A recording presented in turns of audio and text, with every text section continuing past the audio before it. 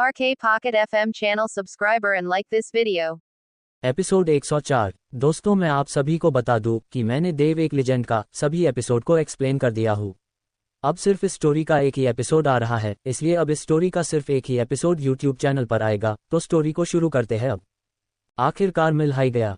जानवर और वह योद्धा जैसे ही मुकाबला करने वाले थे, ज्वालामुखी का विस्फोट हुआ, जिसे सुनकर उसे उड़ने कहा। ज्वालामुखी का विस्फोट 1000 वर्षों में एक बार होने वाला ज्वालामुखी का विस्फोट बहुत कम जगह पर देखा जाता है।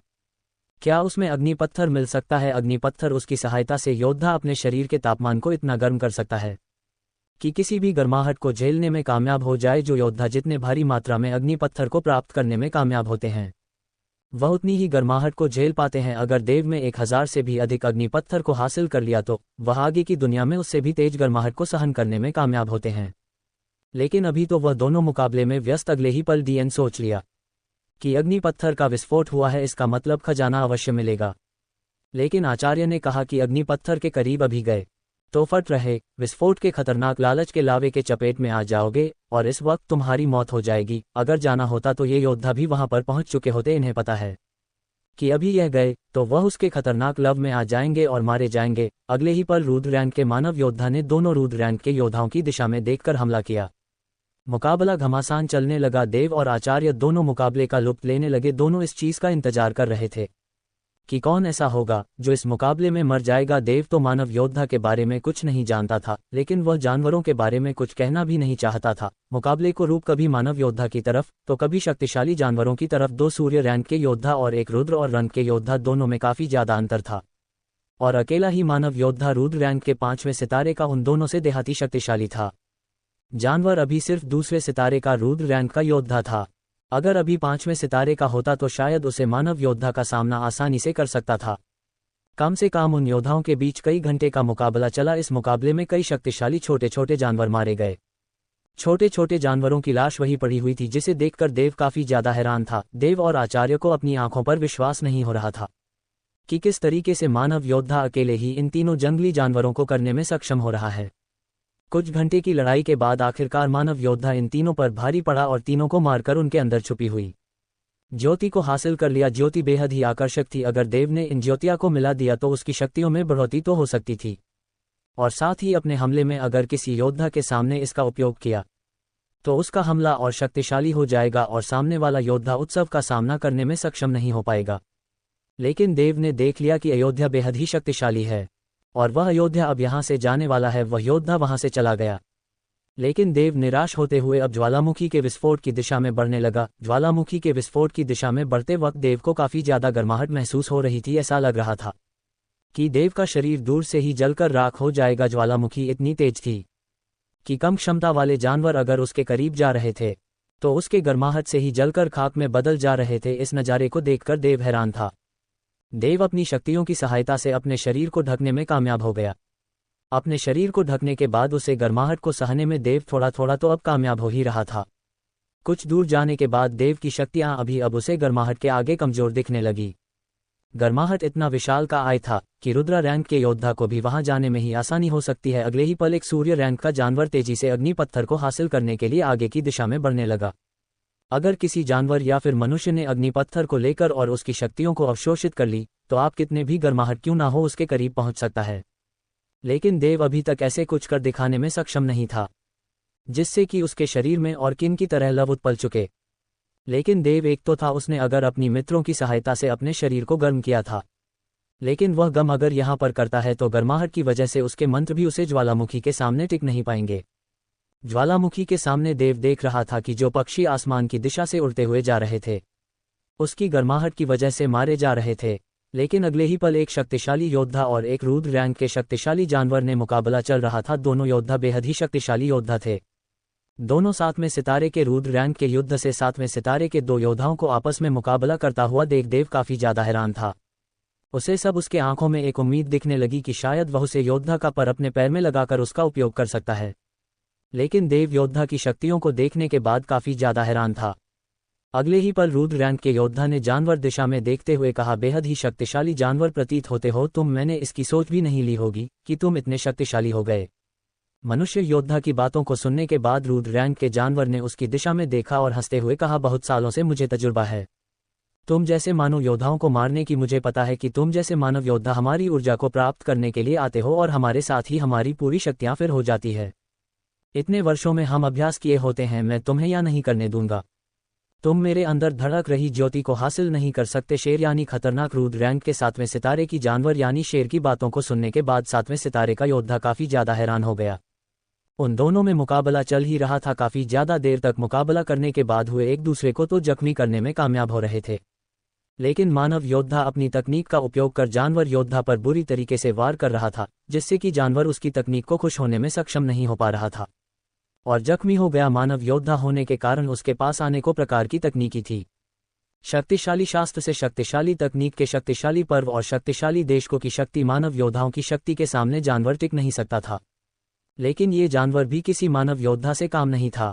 इसके पास भी कुछ मानव योद्धाओं की तरह ही लड़ने की क्षमता ही इसकी खुद की रोशनी थी। रोशनी को मिलकर उसने मानव योद्धा की दिशा में हमला किया। मानव योद्धा इसकी रोशनी वाली हमले को रोकने में कामयाब नहीं हो पाया और जख्मी हो गया।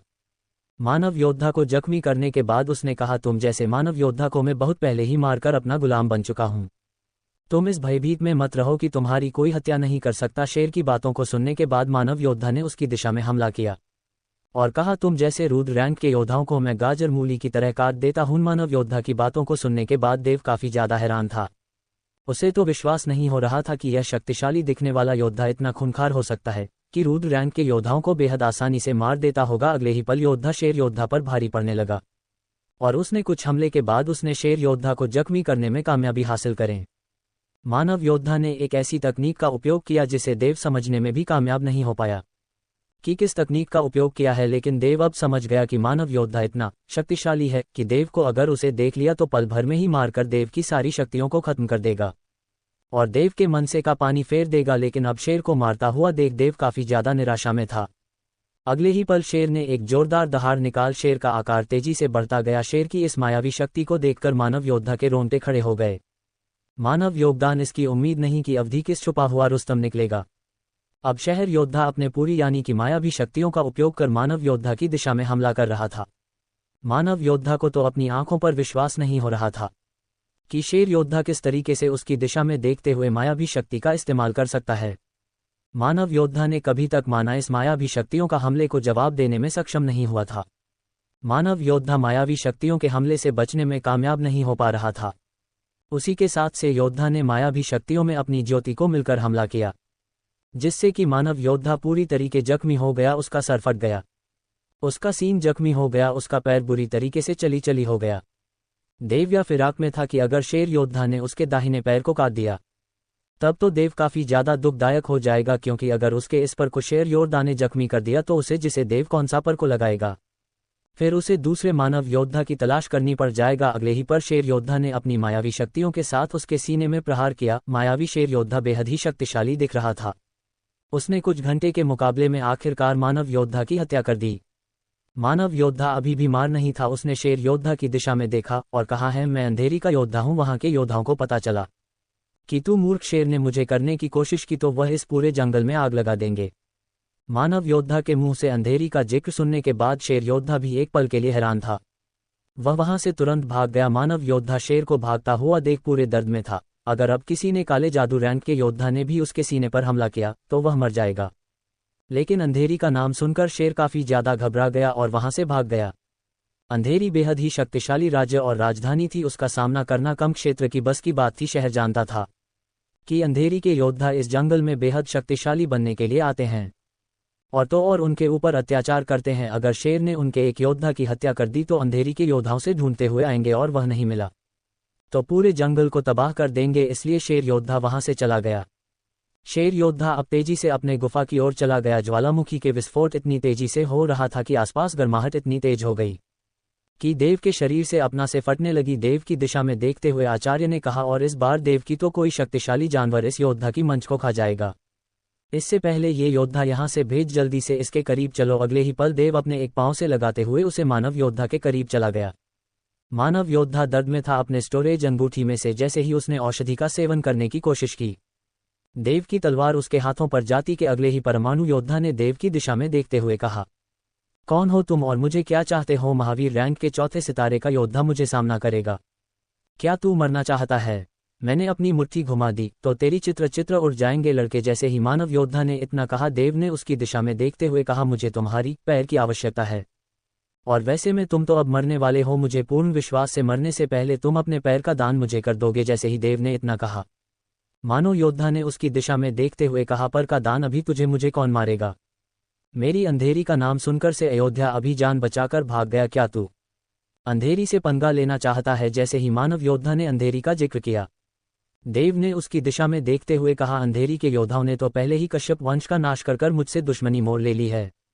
अब मैं तुम लोगों को एक एक करके मारूंगा, लेकिन उससे पहले मैं तुम्हारी अंधेरी के राज के योद्धाओं का खत्म करूं, उससे पहले मैं तुम्हारा खत्म करूंगा। कश्यप वंश का जिक्र सुनकर मानो तो जोर जोर से हंसने लगा। उसने देव की दिशा में देखते हुए कहा, कश्यप वंश बहुत पहले ही खत्म हो चुका है। हमारे दादा परदाओं ने उसे बुरी तरीके से मार डाला। हमारे पिताजी ने भी कश्यप वंश में हाथ बताए थे।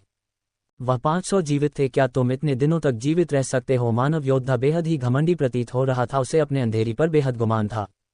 अगले ही पल देव ने मानव योद्धा के गले पर तलवार को रख दी और कहा, माफ करना मित्र, पर मुझे तुम्हारा चाहिए। तुम अपनी जिंदगी जीत चुके और तुम हमारे कश्यप को वंश का अपमान कर रहे हो। मुझे अब तुम्हारा पर किसी भी हाल में चाहिए। कश्यप वंश का अपमान करने वाले योद्धा का पर देव हरकत भी लेना चाहता था, क्योंकि अगर उसी को दाने कश्यप वंश का आकार अपमान नहीं किया होता तो देव उसकी आवाज से मदद करता, लेकिन उसे उड़ाने कश्यप वंश का अपमान करके देव को गुस्सा दिला दिया। अगले ही पल देव ने अपनी तलवार उठाए और उसका एक पाँव काट ले। उसका एक पाँव काट लेने पर भी देव काफी ज्यादा हैरान था, क्योंकि उसका पाँव काटने पर इतना भारी था कि देव से उठ भी नहीं रहा था। मानव योद्धा का जैसे एक पर कथा, मानो योद्धा दर्द में चीखू था। पूरा जंगल दर्द में घुसने लगा। मानव योद्धा की चीज निकल गई। उसका पैर से रक्तस्राव उतना तेज हो गया कि मानव योद्धा को अपनी आंखों पर विश्वास नहीं हो रहा था कि कोई कश्यप वंश का योद्धा उसके एक पैर काटकर अपने पैर में लगाने की कोशिश कर रहा है। मानव योद्धा ने अपने एक पर को कसकर थाम ली और देव की दिशा में देखते हुए कहा, मैं तेरी हत्या कर दूंगा। करके तेरी इतनी हिम्मत कि तूने मेरे एक पर को काटा, मैं तेरी जीवन को हमेशा हमेशा के लिए छीन लूंगा। जैसे ही मानव योद्धा ने इतना कहा, देव अपने रथ पर सवार होकर वहां से रवाना हो गया।